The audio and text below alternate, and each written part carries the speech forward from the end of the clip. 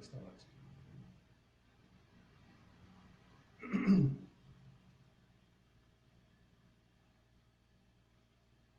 Tá vendo ali o botão em cima, encerrar?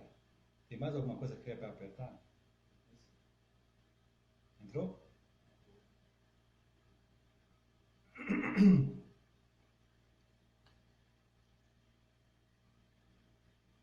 Assinar. Vai pedir para entrar.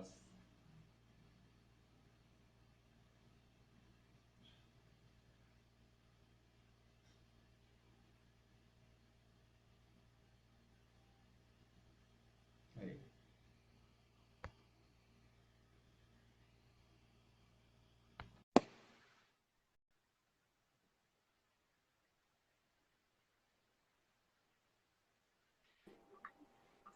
Olá, Boa, boa noite, tudo bem? que alegria em estar com você, Bianca. Tá Ah, tranquilo? igualmente, a alegria é minha. Você está conseguindo me ouvir bem? Muito bem. E você?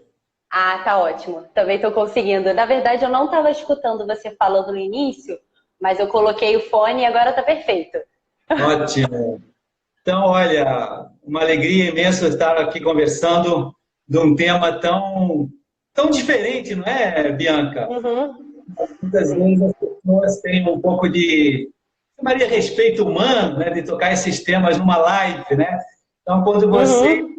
concordou enfim, em discutirmos um pouco sobre esse tema, eu fiquei muito feliz, porque você mostra que você é uma mulher muito corajosa. Então, Ah, parabéns obrigada. também desde o começo. Ah, eu que fico feliz, desde que eu vi você entrando no Instagram, começando seu trabalho, nossa, eu comecei a indicar, assim, para todo mundo, porque eu confio muito na sua bagagem pessoal e profissional, no seu conteúdo, então, o prazer é todo meu por estar aqui e a gente compartilhar experiências sobre esse tema, né? É muito Exatamente. importante. E eu penso que foi um tema que a providência meio que nos brindou, não é verdade, com uma semana tão delicada, vamos chamar assim, com essa Uhum, corona, né, que veio ao mal está obrigando, enfim, a diminuir a nossa mobilidade social, temos que ficar mais em casa, uhum. né, e veio ao mal, todos nós estamos um pouco tensos, não é verdade? Um pouco Sim, sim. preocupados com nosso futuro, afinal, como é que vai ser? Ninguém sabe dizer, na verdade, ainda é uma grande Uhum, incógnita, né? Será que vai durar só um mês? Hoje já me estão dizendo que as aulas estão voltar daqui a 3 meses. Né? Imagina, é, estamos assim, no Colégio Porto Real, muito preocupados com a solução para esse imagino. porque as crianças são muito pequenas, não conseguem, enfim, levar as coisas tão facilmente pela via online, não é verdade? Uhum, Então, estamos estudando qual é a melhor solução. Mas, um homem de fé como nós, eu penso que o uhum, nosso caminho, de fato, é rezarmos um pouco mais agora, pedirmos luz, uhum, intensificar a oração para, com paz, encontrarmos o caminho, né, enfim, o que há que fazer, não é verdade? E uhum. quem não tem fé, eu acho que é um momento bom. É sempre ouvir falar Sim. que em momentos de crise é uma das pessoas que costumam encontrar Deus. Então, É, quem com sabe certeza. a live de hoje possa ajudar, de alguma maneira, algumas pessoas a dar um passo na frente, né? Talvez não um super, Uhum, mas um passinho, né? Pelo menos um pouquinho mais de uhum. esperança e menos medo, né? Que é o nosso tema de hoje, né, Bianca? Eu acho Sim, sim, sim, sim.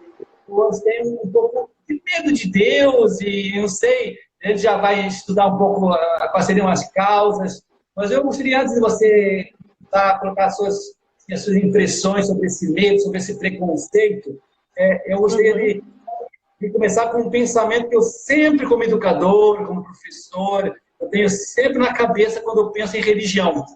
E, inclusive, é uma das grandes descobertas educacionais dos últimos 2 anos. Não sei se você sabe disso, Bianca, mas há 2 anos atrás eu tive essa imensa luz educacional. E assim, né, antes eu dizia que nós éramos animais racionais, corpo e alma. Assim, eu me definia como ser humano. uhum, E há 2 anos atrás eu meio que tive uma super insight, um super insight, e percebi que nós somos corpo, alma e espírito, uhum. sabe? Nesse espírito é onde a pessoa começa a tomar consciência de quem ela é e começa a descobrir a realidade em função da sua história, começa a ver que tem um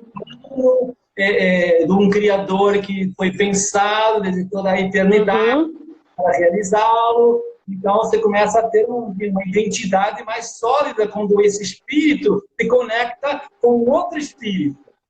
Então, com o que criou, né? O criador. Então, cara, todo mundo investe pesado na educação do corpo, todo mundo investe pesado na educação da alma, com conhecimento, com virtude, com ética, com moral, com a educação da afetividade, se fala tanto hoje, capacidade social. Eles investem muito na alma, e aí eu penso, mas não se investe nada no espírito, né? E é exatamente o tema, não é verdade? Na verdade, uma pessoa que estuda nada mais é do que estar investindo, não é, naquele espírito que tem que um pouco se questionar, afinal, de onde eu venho, afinal, para onde eu estou indo, afinal, por que eu fui criado, eu não fiz nada para nascer, eu não fiz nada para escolher o meu temperamento, os meus gostos, as minhas inclinações. Então, alguém deve ter pensado para mim alguma coisa para me dar esses dons e qualidades, e aptidões e virtudes, já que a gente vem de fábrica, com muitas delas, não deve ter uma lógica. Mas aí vem a questão, mas por que, Bianca, as pessoas então não querem pensar sobre isso? Por que elas estão tão, assim, receosas? Qual seria para você, assim, o principal motivo? Olha, quando eu vi o tema da live, a gente até conversou um pouco, né? Você me passou as impressões. Eu listei os motivos que eu acho por que as pessoas têm preconceito. Pelo menos, assim, são motivos concretos que eu já vi acontecer, né? Então, assim, não foi nada que eu tirei da minha cabeça, mas são de casos reais, de pessoas reais. Então, pode ser que muitos aí se identifiquem de terem passado por isso ou ter alguém que passe, né? E, assim, não sei se todos sabem, mas eu sou psicóloga e um dos temas, assim, mais importantes a serem tratados seria justamente esse, e os profissionais não tem nem na faculdade isso. Eu aproveito, assim, eu vou até elencar, assim, uma situação que aconteceu em sala de aula, quando fazia faculdade, e, assim, você fica boquiaberta porque vê que tem uma ruptura, né, disso, da questão do espírito, né, porque nós temos, usando unicamente pela razão, por exemplo, nós conseguimos chegar à existência de um ser em ato puro, de um criador. Então, sem usar o elemento fé, ainda sem religião, a gente, pela razão, pela observação, a gente consegue entender que não é só o mundo material. Então, não é só o corpo, não é só o momento presente, né? Então, assim, só que muitas pessoas não pensam nisso, porque qual é o grande fato que nos leva a pensar a respeito disso? É meditar sobre a morte, por exemplo. Né? Nesse tempo em coronavírus, e que a saúde de todo mundo está em perigo, por que as pessoas estão com medo? Se fosse só algo que é unicamente uma gripe que jamais vai matar, assim, em 2 dias passa. Nossa, se a gente pegar o não tá tranquilo, não tem problema. Agora, poxa, me confronta com a possibilidade da morte, ou da minha morte, ou de alguém querido, né? Então, assim, começa um pânico, né? Porque ninguém se preparou para isso, né? Ninguém pensou na morte. Então, quando a gente começa a pensar na morte, vem os questionamentos, né? E depois, o que vai ser? Para onde eu vou? O que eu nutri nessa vida? Será que vai perdurar por uma eternidade? Existe uma eternidade? Então, quando a gente se coloca diante desse questionamento, a gente é obrigado a colocar o preconceito para baixo para entender. Só que aí a pessoa não faz isso. Ela prefere criar uma barreira. Então, teve uma aula de psicologia que a gente entrou no tema morte. Nossa, a sala virou um caos. Eu acho que só uma outra pessoa a gente falava que é muito interessante e muito importante, sim, a gente pensar na morte, porque a gente vê a nossa fragilidade, a gente se põe diante, né, de uma eternidade, a gente ganha um panorama geral para nós e para ajudar as pessoas que chegam no psicólogo, né? É muita gente no psicólogo. E aí, a turma inteira estava apavorada com essa ideia. A turma inteira de futuros psicólogos. E o professor. E aí, qual foi a conclusão que ele chegou? Gente, é melhor não pensar sobre isso, porque isso gera uma angústia, né? Gera muita angústia também. Não vamos pensar. Nossa, a gente conseguiu. Mas a solução da terapia, a solução da nossa vida é pensar, é se confrontar com a morte, né? Então, assim, porque a morte é um dos grandes fatores que escorre pelas nossas mãos, né? A gente não tem, assim, um controle de quando eu vou morrer. E todo mundo sabe disso. Se você não, né? Se alguém aqui não sabe, basta pensar um pouco. Pode ser que amanhã a gente não acorde. E aí? Eu não tenho controle sobre a vida das pessoas que eu amo, né? Acabam morrendo, eu não sei quando isso vai acontecer. Então a morte nos confronta com essa ideia de que, caramba, o mundo não gira em torno de mim e o que eu sou diante de toda essa existência, né? Então são questões, né, que incomodam, mas a pessoa prefere botar um preconceito porque, não, é demais. E a outra situação, né, tem essa questão da morte, que eu acho que é um dos grandes fatos. E uma outra situação que até foi também uma aula, né, de psicologia, né, na faculdade, que num debate assim chegou a ideia de que, nossa, parece que a gente tem um certo vazio, né, dentro de nós, ou nós temos certas inclinações que buscam, né, algum tipo de transcendência, por exemplo, né, algo que aponte para o que não é material.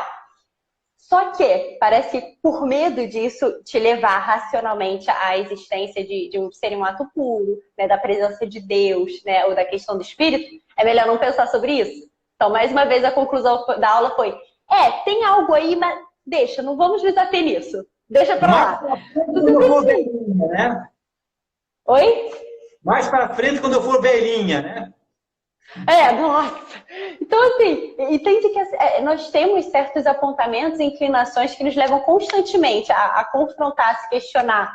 E aí, podendo chegar unicamente, pelo menos pela razão, né, a existência desse mundo imaterial, ou quando você progride ainda mais e se abre para a religião, o ato de se relacionar com Deus, né?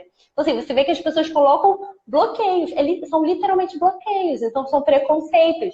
E a gente pode pensar, né, não sei, talvez um incômodo, né, uma preguiça mental, o fato de não querer se comprometer, que eu acho que na nossa sociedade hoje em dia tem um grande colapso com relação a isso, né, de comprometimento. Então, eu vejo que está muito ligado também. Entende? Essas questões são tão incômodas, eu acho que pode gerar um desconforto, né? E as pessoas não estão acostumadas com isso. Então, esse aqui é o meu panorama geral, entendeu? Então, a gente poderia fazer um primeiro grande ideia resumo do início, que é assim, na verdade, há um pouco de preconceito nas pessoas, por um motivo, a gente poderia chamar assim, de uma ignorância mais ou menos culpável.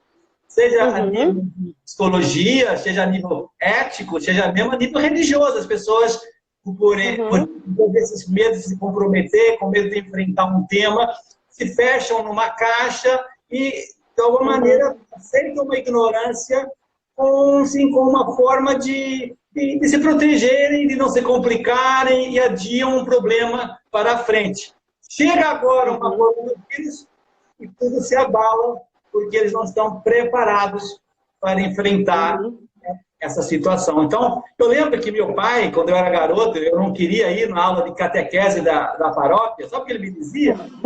Ele me dizia assim: quer saber qual é o grande inimigo da sua vida? Você tem que fugir dele. Qual é? É a ignorância. Esse é o seu principal inimigo. Porque quando você foge da verdade, foge de estudar as coisas, você está adiando um problema que lá na frente vai te custar muito caro. Então, eu noto que, bem ou mal, esse coronavírus está ajudando já algumas pessoas a repensar essas questões tão essenciais da vida. Com certeza. Nós estamos indo, afinal, porque tanto medo, se houvesse um pouquinho de conhecimento teológico, já sabemos que Cristo venceu a morte com a sua ressurreição, nos deu resposta a essa morte, quer dizer, ele provou, e se não tivesse provado, os apóstolos não teriam morrido mártires. Você sabe que dos 12 apóstolos, apenas São João não deu a vida como mártir, o que prova que era esse motivo tão forte de dar uma vida por uma verdade assim, que não fosse lógica, que não fosse evidente como a sua ressurreição. Então, quer dizer, nós cristãos, ao estudarmos a morte e vermos que Cristo, ao falar, inclusive São Paulo, uma das cartas, Quando fala assim, aos Colossenses, fala que depois que Cristo morreu, né, a nossa esperança triplicou, porque agora nós sabemos que depois da morte há uma outra vida que não acabará nunca mais. O grande problema nosso é saber que um dia tudo vai acabar, e aí? Agora, se tudo não acabar, se tudo vai continuar, olha que paz.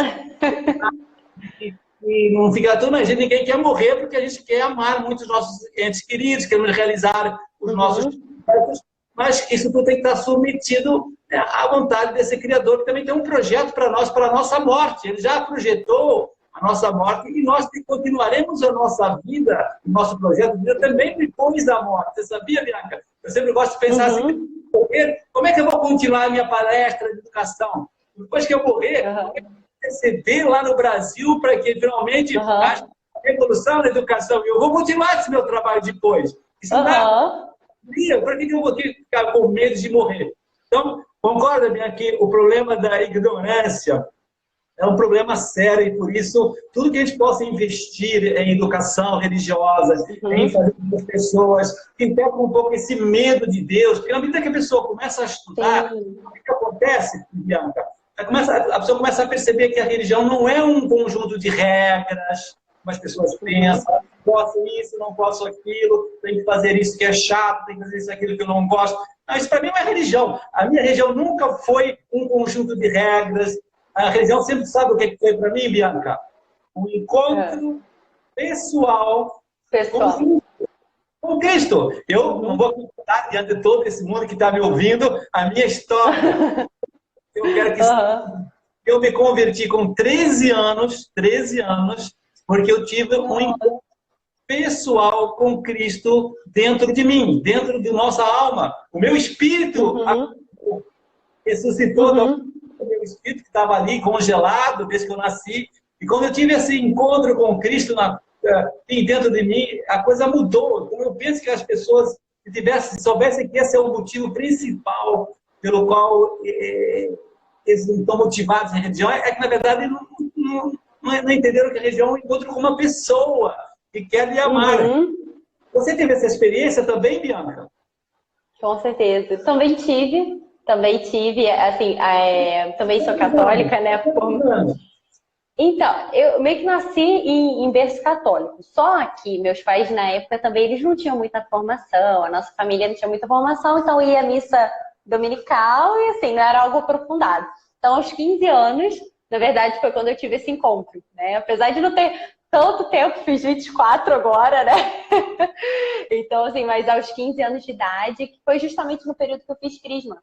Então, na verdade, ali, a razão, o estudo, e depois a abertura para a religião, a abertura para a oração, para o jejum, para a esmola, me levou a esse encontro pessoal. E aí eu posso dizer que aí iniciou realmente a conversão, foi esse encontro com uma pessoa, né? Então, e foi interessante você falando, né, tanto do seu pai, da questão da catequese. Eu acho que um dos grandes aliados hoje em dia, que seriam para essa questão da abertura para a religião, para o entendimento, essa expansão do espírito, seria, por exemplo, os pais, né? A família mesmo, uma boa escola, algum trabalho de paróquia, tem que ter alguém para instruir, tem que ter alguém para iluminar, né? Porque no início você estava falando, por exemplo, sobre as virtudes, né? Virtude por virtude é capenga, né? Se não for uma virtude orientada para o bem, né? Uma virtude orientada para a verdade, de fato, né? Não é algo, né, solto, aleatório. Então, é isso que o nosso espírito já está orientado, né? Para o bem, para o belo, para a verdade. Então, a gente precisa de pessoas que, assim, o ideal é que desde criança, né? Se não conseguir, tudo bem, com adolescente, adulto, idoso, possa iluminar. Porque uma coisa que eu gostei muito, achei muito interessante, eu fiz ano passado o curso de psicólogo do Dr. Ítalo Marcinho. E ele falava muito que o homem é o ser esquecente. É aquele que esquece. Só que ele não esquece de qualquer coisa. Ele só esquece do fundamental. Então, por isso que a gente precisa das musas, da presença de que lembre essa questão da morte, né, do espírito, de Deus. Que esse seria o papel, né, dos pais, ou da escola, da paróquia, sobretudo das artes, né? Músicas, boas pinturas, boas obras. Só que a gente vê que até isso carece, né? Nada mais está apontando para Deus, para o eterno. Entende? Então, essa seria a grande solução. Eu acho que esse é o nosso papel. Jogar luzes, né? Mostrar, instruir, ajudar a caminhar pela razão e depois essa abertura para a fé, para se abrir mesmo para a religião, que é esse encontro pessoal com Cristo. Um outro ponto que eu queria trazer, que eu vejo, assim, não só a questão de incômodo, de preguiça, mas tem uma carência também de abnegação, sabe? As pessoas estão um pouco avessas, assim, ao sacrifício. Então, assim, é complicado, né? Porque, por exemplo, a pessoa não é capaz de tomar um café sem açúcar. A pessoa não é capaz de tomar um banho gelado. A pessoa não é capaz... Ah, não, é que esse negócio de dieta não é pra mim. Ah, porque, na verdade, você não é capaz de renunciar a um doce. Ou seja, as pessoas não, sabe, perderam no campo de relacionamento amoroso.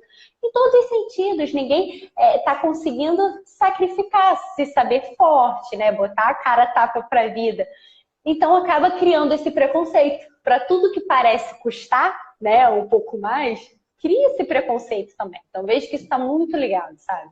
Então, Gabriel, deixa eu fazer um link ao que você fala com as ideias anteriores. A gente tinha concluído que há um problema mesmo de ignorância, de falta de informação, falta de conhecimento, de racionalidade.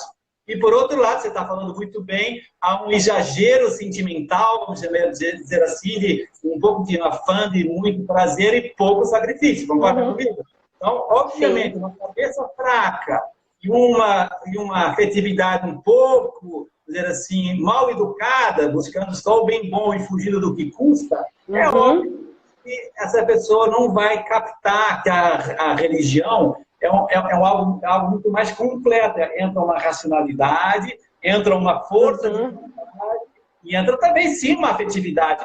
Agora, quando a inteligência é fraca ou pobre, ignorante, e a vontade está adormecida, porque, na verdade, quem alimenta a força de vontade é a racionalidade, essas duas coisas, se só tem um sentimentalismo religioso, então é óbvio que a religião acaba se tornando uma coisa muito fraca. Sabe como eu gosto de dizer? A religião se torna uma Coca-Cola.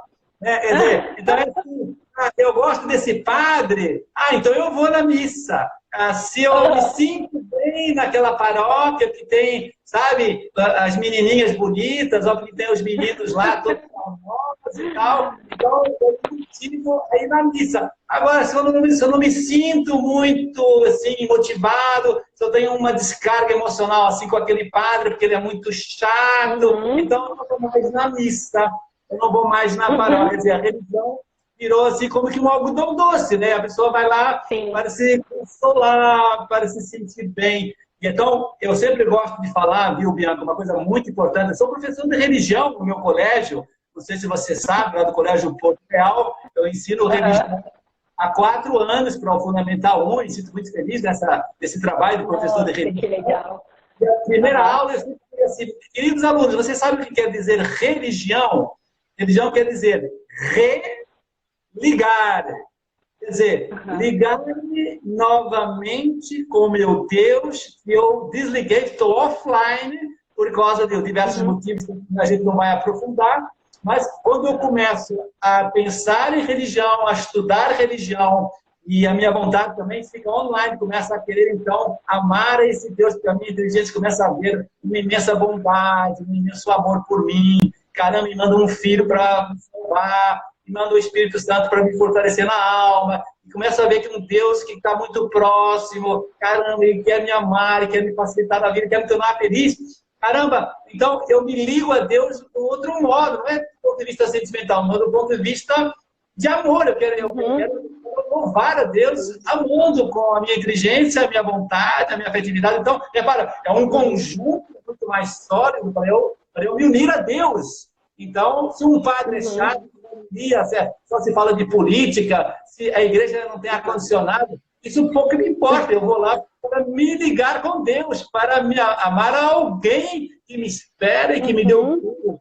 Agora, as pessoas, quando estão ligadas ao contrário, vão ver se Deus me dá isso, Deus me dá aquilo, se o padre me dá isso, se a igreja me dá aquilo. Então, é uma religião às avessas, como eu costumo dizer. No fundo, eles querem que Deus ajoelhe diante dele para satisfazê-lo como uma Coca-Cola. E, obviamente, não é uma Coca-Cola, é ao contrário. Eu é que tenho que ir lá humildemente me ajoelhar, e o corpo tem que rezar junto com a alma sempre. Eu aprendi isso também da minha mãe. Desde os 3 anos, ela me ajoelhava na cama e rezávamos o anjo da guarda, porque o povo tem que aprender com a alma a louvar a Deus. Então, você desde pequeno vai rezando o corpo com a alma e vai louvando a Deus. Então, é óbvio que quando chega na vida adulta, você está meio que preparado para amar a Deus, gostando ou não do padre, da paróquia, se você está afim ou não está afim. Uma pessoa que só vai à missa ou vai ao culto porque vai se sentir bem, a gente sabe que com o tempo a pessoa larga a religião, porque ir para a praia é muito mais gostoso. Não, exatamente. Acaba sendo o self-service, né? Você vai ali atrás do que você quer, né? Do que você está precisando. Assim. Então, é óbvio que a gente tem que procurar trazer para as pessoas isso. Olha, você ainda não é uma pessoa religiosa, porque você, na verdade, você ainda não teve esse encontro com Deus, você ainda não vê Deus um amigo, uma pessoa que te ama e que quer que você o ame. Mas para você amá-lo, você tem que querer amá-lo, tem que ser livre. Concorda comigo, Bianca? Então, eu acho que também essa ligação com Deus é o mau conceito de liberdade, você não acha? Nossa, com certeza. As pessoas estão achando que, enfim, que ser livre é fazer o que gosta, é deixar se levar, é viver sem compromisso, viver dependente de todos, inclusive de Deus. Então, há ali uns conceitos de liberdade que estão errados e que, de alguma maneira, comprometem, né, essa escolha, vamos dizer assim, racional e livre de amar a Deus acima de tudo e de todos. Então, é um bloqueio da liberdade. A liberdade está mal programada ali na alma, está mal educada, uma liberdade meio sentimental, né? De escolher só o que gosta. Então é óbvio que quando chega o momento da adolescência, que é quando, em geral, você falou com 15 anos, bem na adolescência, ou com 13 ali, ó, quando a gente começa, né, a crescer no amor, começa a querer se entregar a alguém, a ideais mais novos, a causas sociais, a gente está pronto para isso. Agora, quando a pessoa foi sendo educada pela mamãe, é só fazer o que gosta, fugir do que custa, foge dos direitos de escola, então a pessoa está imatura para viver uma visão profunda. Então, outro grande inimigo, na minha opinião, é a tal da imaturidade.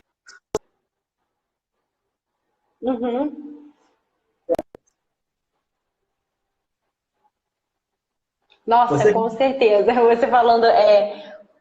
Ih, acho que tá travando um pouquinho agora. Acho que travou um pouquinho você. Tá voltando.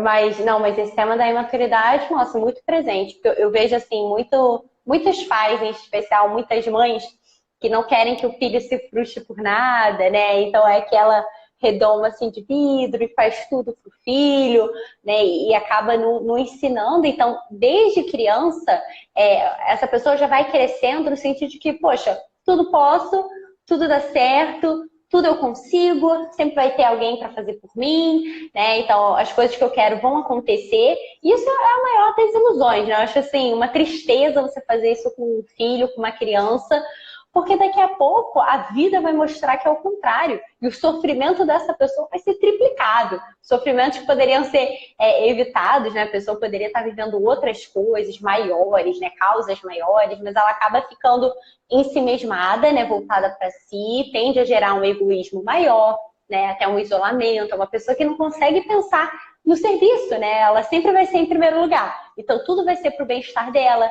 Vai ter extremas dificuldades em relacionamentos, porque por pensar só em si, vai ter dificuldade de demonstrar, né, carinho através de atos de serviço, se preocupar com o outro, um voluntariado, talvez. Então, assim, os relacionamentos já vão se comprometer um pouco, né? Relacionamento de amizade, depois um relacionamento amoroso. E eu nem preciso dizer mercado de trabalho, né?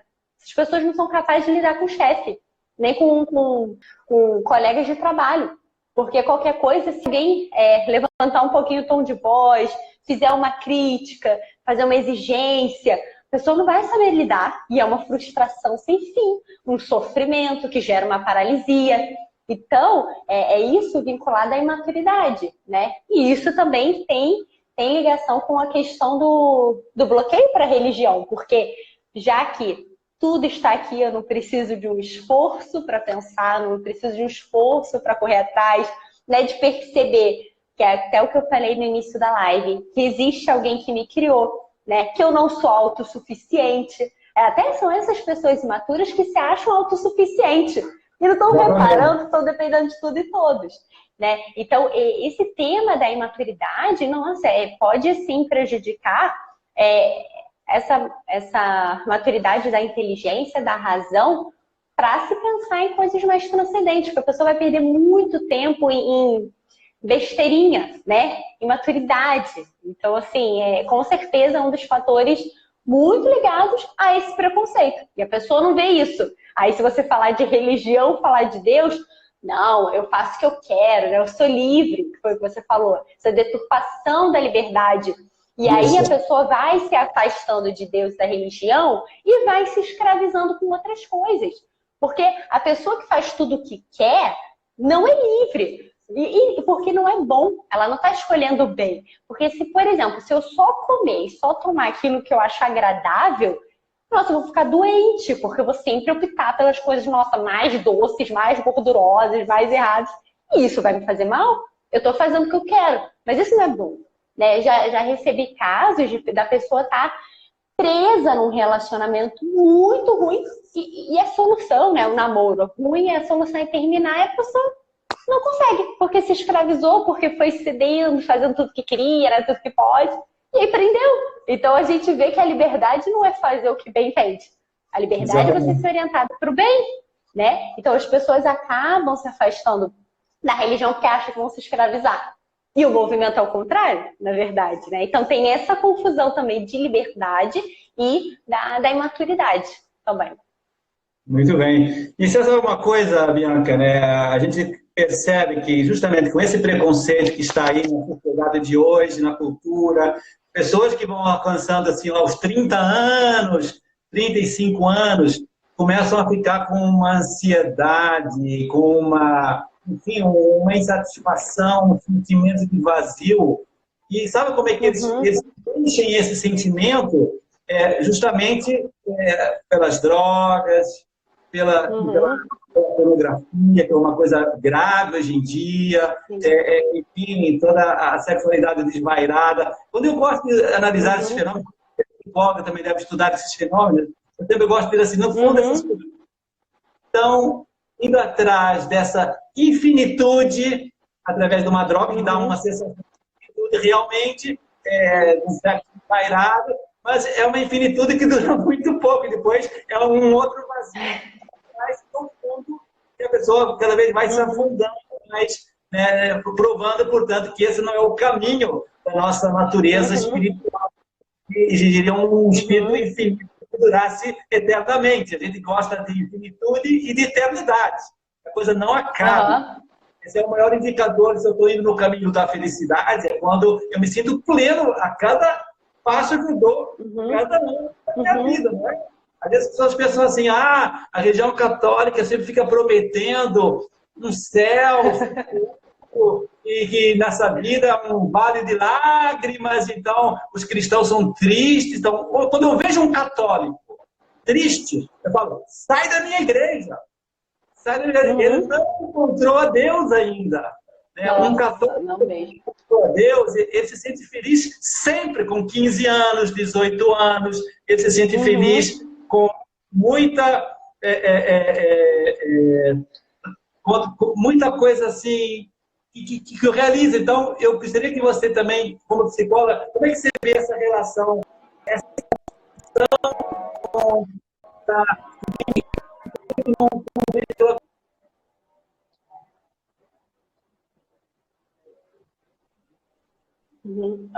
Olha, João, só um minuto que acabou de travar um pouquinho. Acho que a sua imagem está voltando. Está me escutando? Estou ouvindo bem. Você entendeu a pergunta? Tá ótimo. Você pode repetir só a pergunta, por favor? Eu entendi o contexto. Só o final da pergunta eu não captei bem. Para eu falar sobre a relação. Então, eu queria só que você, como psicóloga, você deve encontrar muitas pessoas que chegam ao consultório insatisfeitas com esse vazio, né? com essa, enfim, estou inquieto, já busquei preencher esse vazio com tantos prazeres e não consigo. Então, você concorda que muitas vezes o que as pessoas manifestam é um vazio de religião e não tanto de prazeres materiais ou de sucesso profissional. Então, eu creio que você, de alguma maneira, está se ajudando as pessoas que estão nos ouvindo, aqui muitas vezes o problema dessa ansiedade que ela está sentindo agora, nesses dias, por essa insegurança, isso tudo não tem a ver com a falta de algum ser superior que o vai preencher nessa infinitude e nessa eternidade. Sim, sim, sim.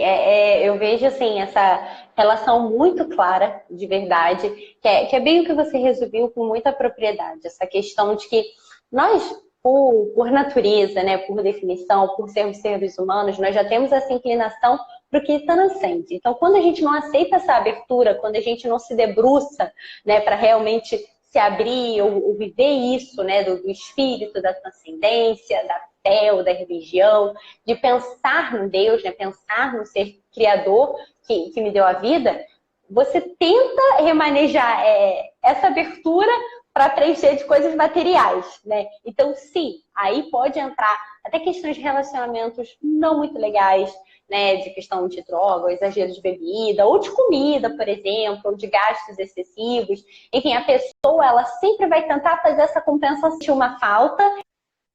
Ela começa a se preencher de outras coisas materiais em excesso, coisas que teoricamente dão prazer, vai em excesso e acaba paralisando a vida, porque traz inúmeros prejuízos. Né? Então, isso acontece muito dessa compensação que acaba descompensando a pessoa. E isso vai gerar angústia, né? Isso gera ansiedade. Vamos pensar na sociedade hoje. Teoricamente, se a gente comparar com lá atrás, hoje nós temos as maiores facilidades possíveis para a vida acontecer. Seja tecnologia, seja qualquer coisa, se eu tiver fome, eu posso pedir uma comida rápida, já chega pronta em casa, né? Seja das mães que já tem uma papinha pronta para criança, enfim. Tem muitas facilidades que não tinha antigamente. E os adolescentes, né? Muitos adolescentes, muitas crianças são criadas à base de tudo, né? Muitas vezes filho único, ou com apenas mão, tem todos os brinquedos possíveis, faz todas as viagens em família. Sim, tem tudo, mas como é que os níveis de ansiedade e depressão estão lá em cima? Então, assim, era pra gente estar numa sociedade perfeita, muito feliz. Então, os índices de ansiedade, de depressão, de suicídio estão lá em cima. Então, parece que as coisas materiais não estão dando conta, né? Parece que, assim, no fundo não é isso. Então, é isso que a gente tem que abrir muito o olhar dos pais e da escola por serem os primeiros, né? Que já estão ali no berço. Assim, os pais e a escola tendo uma consciência, assim, fazendo um trabalho nesse sentido, já encaminha a pessoa para viver de uma forma plena. E esse viver de forma plena, obviamente, não é que não vai ter dificuldade, sofrimento. Tem, mas você se torna maduro, você vê um certo sentido naquilo, você tem uma força, você tem perspectiva, tem esperança. A gente está no mundo que essas pessoas estão com todas as facilidades, mas por quererem só se contentar com o material acaba. Elas não têm esperança. Então, a falta de esperança leva ao desespero. Né? O desespero leva à depressão, leva à angústia, leva à ansiedade. São os perigos, né, materiais. Então, existe, é verdade, essa relação. Existe para a gente, assim, ficar apavorado. Muito pelo contrário, é para a gente ver e pensar, puxa, então, tá na hora de eu refletir como eu estou vivendo a minha vida. Né? Tá na hora de eu refletir que, assim, eu não sei quando eu vou morrer. Então, é melhor que eu viva bem, né? Que eu nutra bem aqui, porque a vida é única. Dá uma continuidade, né? O espírito tem eternidade. Então, assim, poxa, é melhor que eu seja orientado para o bem, né? Ah, mas o meu filho, puxa, eu estraguei a infância do meu filho está adolescente. Não! Então aproveita para botar ótimos adultos referências do lado, seja um ótimo pai, ótima mãe. Aqui é uma conversa para a gente identificar mesmo os fatores, assim, complicados de hoje em dia, para a gente vencer com a esperança, né? Vencer com os bons remédios, vencer para educar e orientar para o bem, para o belo, para a verdade, para o que transcende, né? O que expande o espírito humano. Então, eu acho que é essa mensagem que eu quero deixar da esperança, porque a sociedade está sem esperança porque quer se contentar com o que vê, mas o que vê acaba, as coisas são finitas. Então, assim, gente, tem esperança e todos nós podemos recomeçar, né? Todos nós podemos ajudar a pessoa que está do lado. Então, acho que se a gente pensar na esperança e nesse encontro pessoal com aquele que me criou, esse é o segredo para muita coisa. Isso já vai te dar um norte. Você vai ter dificuldade, né? Vai ter problema, mas você vai ter um norte e vai estar muito bem amparada ali.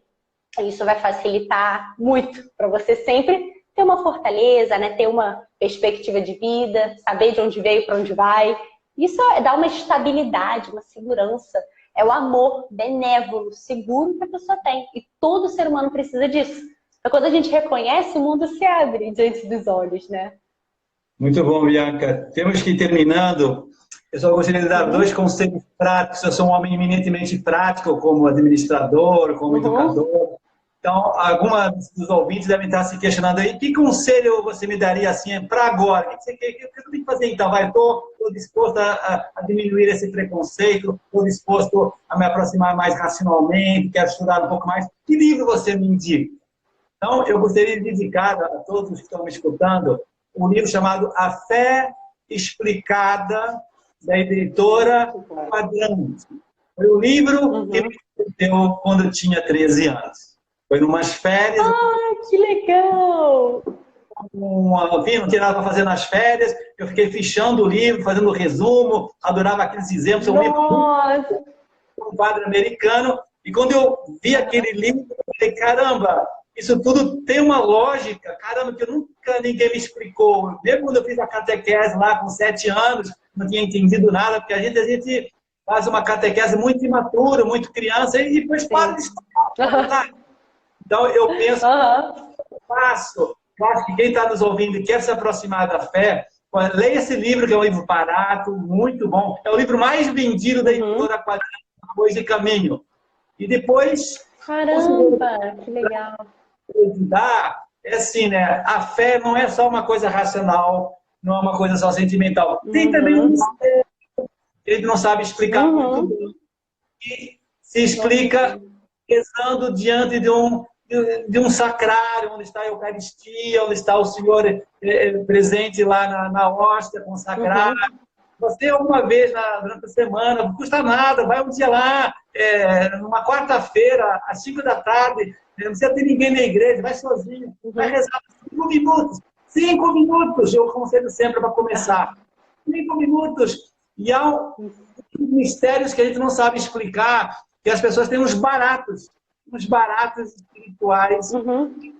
Aquela coisa que a gente falava no começo, como que o espírito que estava lá offline, de alguma maneira o nosso anjo da guarda, e aí você tem umas experiências e uns entendimentos que são misteriosos. Eu poderia contar aqui nessa live, mas não dá tempo, histórias de grandes intelectuais franceses, totalmente ateus, pessoas muito famosas ao longo da história que um dia resolveram entrar numa catedral de Notre-Dame de Paris, que pegou fogo há pouco tempo, e de repente a pessoa sai de lá convertida do nada.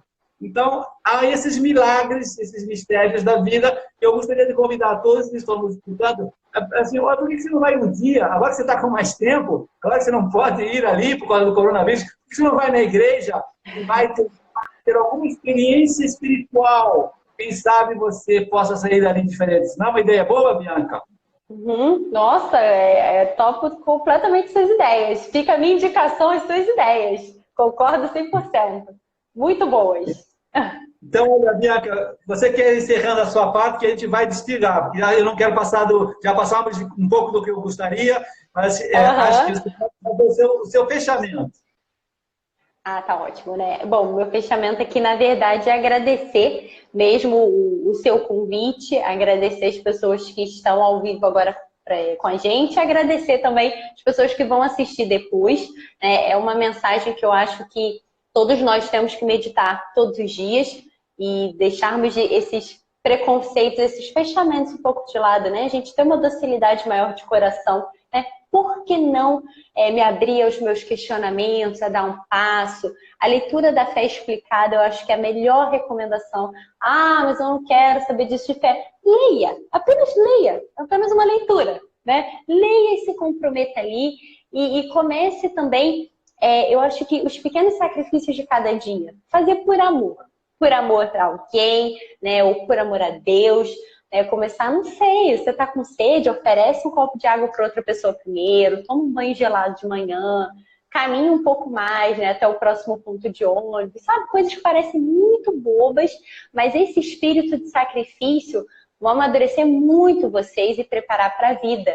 E sem se esquecer dessa abertura de pedir a graça de Deus, que é a fé. A fé é um dom de Deus. Então, acho que a gente pode fazer essa experiência, convidar todos vocês também a pedirem esse dom e não ter medo do que pode vir a acontecer, uma abertura de panorama, né? Então, gostaria de deixar essa mensagem, todos os pontos que a gente falou, e, sobretudo, a fé, né? A fé e a esperança, ainda mais nesses tempos de talvez um certo isolamento, né? De se confrontar diante da morte, cultivar a esperança.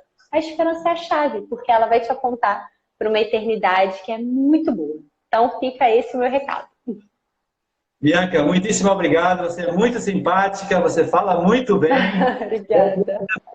Fazer outras lives com você. Gostei muito dessa interação de nós dois. Obrigado pela presença, pela sua alegria, simpatia. Tenho certeza que todos ficamos cativados com a sua sabedoria. Até a próxima. Obrigada, João. Tchau, um abração. Abraço, até a próxima. Tchau, tchau. Tchau. Aqui, né?